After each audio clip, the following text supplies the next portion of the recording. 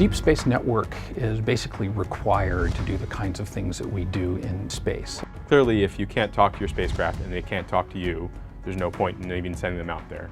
The deep space network makes everything that we do possible. Imagine landing night, for example, for Curiosity. Without the deep space network, there'd be no one in there because there'd be nothing to see. We would hear nothing from the spacecraft. No touchdown confirmed, no cheering, no nothing. The deep space network is what helps us figure out where the spacecraft is.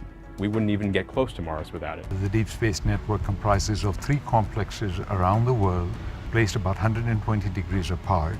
This ensures us that we are constantly in touch with the spacecraft as the Earth rotates. We're today tracking 33 spacecrafts, not only the US spacecrafts, also the spacecrafts from other countries. And remember, this is not only talking to the spacecraft. We have been able to do radar and radio astronomy.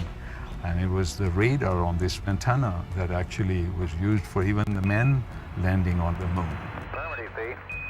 50 years ago, director of JPL, Dr. Pickering, and NASA established the Deep Space Network to provide communications for all the deep space missions, rather than having each of the missions build their own ground network. We used to use big analog recorders for telemetry signals. We used a 2-inch wide tape.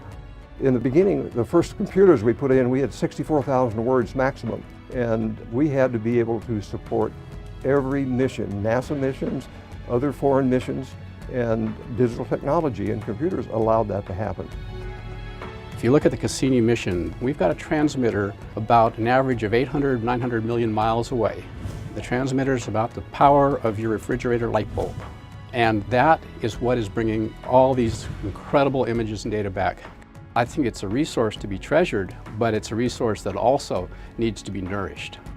We are looking at missions with higher data rate, more complicated missions with more instruments on the missions. We are looking at optical comm. And with optical comm, one day we should have streaming videos. You can see real time rather than a simulation. Seeing our success in almost real time and knowing right away and seeing those pictures, all possible because of the DSN. If there was no DSN, there would be no missions. We always remind the missions, don't leave the Earth without us.